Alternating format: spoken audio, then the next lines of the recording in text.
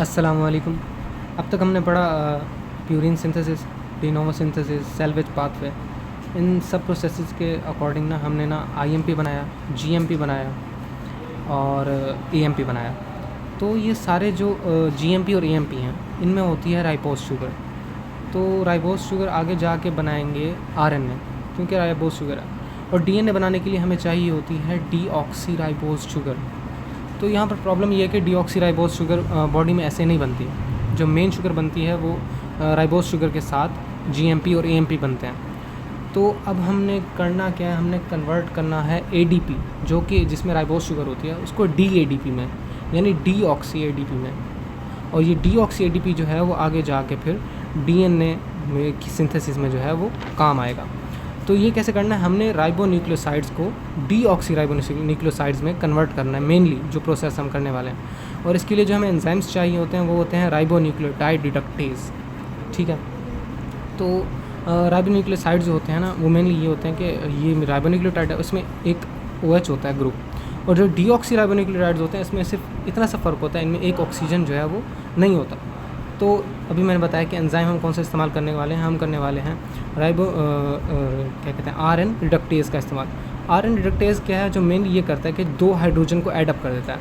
एक हाइड्रोजन जो है वो राइबोन्यूक्लियोसाइड के साथ ऐड होकर OH के साथ ऐड होकर वाटर मॉलिक्यूल बनाकर रिमूव हो जाता है। और दूसरा जो हाइड्रोजन है वो जो एक एफिशिएंसी या एक जोन या एक जो एम्प्टी स्पेस बन जाती है, वहाँ पर ऐड अप होकर डीऑक्सी न्यूक्लियोसाइड जो है वो बना देता है। तो लेकिन ये 2 हाइड्रोजन आते कहाँ से हैं? ये मेनली आते हैं थायोरिडॉक्सिन से, जिसमें 2 सल्फर ग्रुप्स होते हैं। और थायोरिडॉक्सिन की ये रिड्यूस्ड फॉर्म है, जिसमें 2 सल्फर ग्रुप्स होते हैं। ये थायोरिडॉक्सिन जो है अपने 2 हाइड्रोजन देकर कन्वर्ट हो जाता है थायोरिडॉक्सिन ऑक्सीडाइज्ड फॉर्म में, जिसमें 2 सल्फर तो होते हैं, लेकिन ये 2 हाइड्रोजन जो हैं ये गायब है। पहले यहाँ पर हाइड्रोजन थे, लेकिन ये उसने दे दिए, एक राइबोन्यूक्लियोसाइड को दे दिया और एक डीऑक्सी राइबोन्यूक्लियोसाइड को दे दिया। ठीक है। लेकिन अब थायोरिडॉक्सिन ऑक्सीडाइज्ड फॉर्म जो है, इसको दोबारा अपने रिड्यूस फॉर्म में भी तो कन्वर्ट होना है ना। तो उसके लिए क्या करेंगे, उसके लिए हम यूज़ करेंगे NADPH को यूज़ करेंगे। ठीक है, NADPH2। NADPH2 जो है वो अपने 2 हाइड्रोजन थायोरिडॉक्सिन ऑक्सीडाइज्ड फॉर्म को देकर जो है NADP में कन्वर्ट हो जाएगा। ठीक है, बस इतनी सी बात थी। अब यहाँ पर एक और बात आती है कि ना आरएन रिडक्टेज, इसके बारे में हमें थोड़ा बताया है कि जो आरएन रिडक्टेज एंजाइम है, इसके 2 सब यूनिट्स होते हैं, R1 और R2। ठीक है। R1 जो है वो लार्जर होता है, स्पेसिफिक होता है। R2 जो होता है वो स्मॉलर होता है। उसके बाद हमें R1 की रेगुलेशन भी बताई है। R1 की रेगुलेशन में हमें ये बताया हुआ कि एक इसकी होती है एक्टिवेशन साइट और दूसरी होती है सबस्ट्रेट साइट। तो एक्टिवेशन साइट में मेनली ये कि जो ATP है वो एक्टिवेशन साइट को जो है वो इन्फ्लुएंस करता है, उसकी एक्टिविटी को इंक्रीज़ करवा देता है, जिसकी वजह से राइबोन्यूक्लियोटाइड रिडक्टेज की एक्टिविटी भी इंक्रीज़ होती है।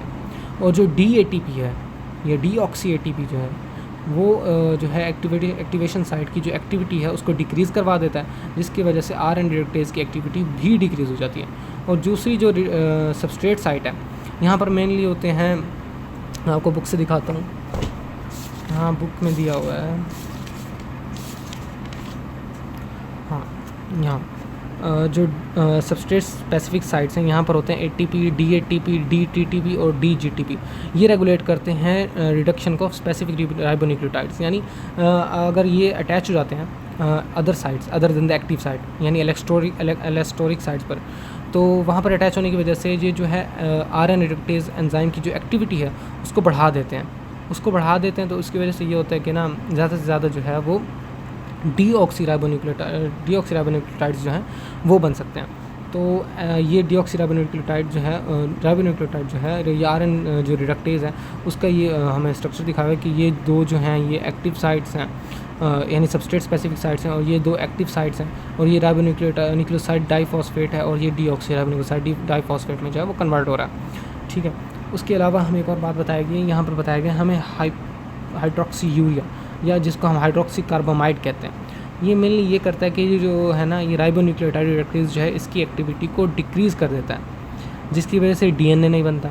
ठीक है, क्योंकि डीऑक्सी राइबोन्यूक्लियोटाइड्स नहीं बन रहे, और इसकी वजह से हम बहुत से कैंसर जो हैं उनको जो है वो ट्रीट करते हैं, जैसे कि सिकल सेल एनीमिया हो गया, मेलानोमा हो गया।